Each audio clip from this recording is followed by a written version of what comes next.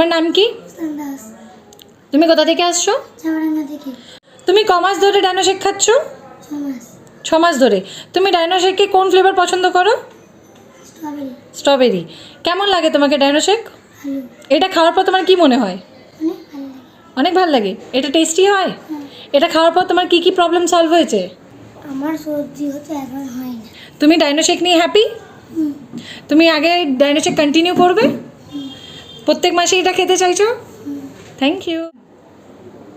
Ma'am, এই ডাইনোশেকটা আপনি ওকে ক মাস ধরে দিচ্ছেন? 6 মাস ধরে। কেমন লাগে আপনাকে?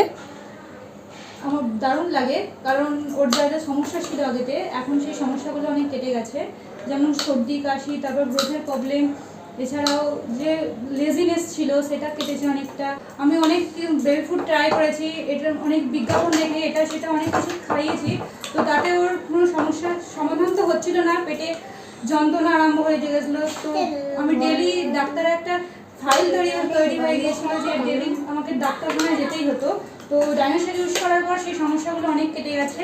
তো এখনো পর্যন্ত আমি ডাক্তারখানায় যাইনি। হার্বাল লাইফে এই ডাইনোশেক খাইয়ে আমার বাচ্চাকে, তো ও তো এখন সুস্থই আছে। তো এইটা আমি ইউজ করে তো দারুণ হ্যাপি। আমি চাই লাইফ টাইম এটাকে কন্টিনিউ করতে এবং আমার বাচ্চার ভালোভাবে গ্রোথ করতে।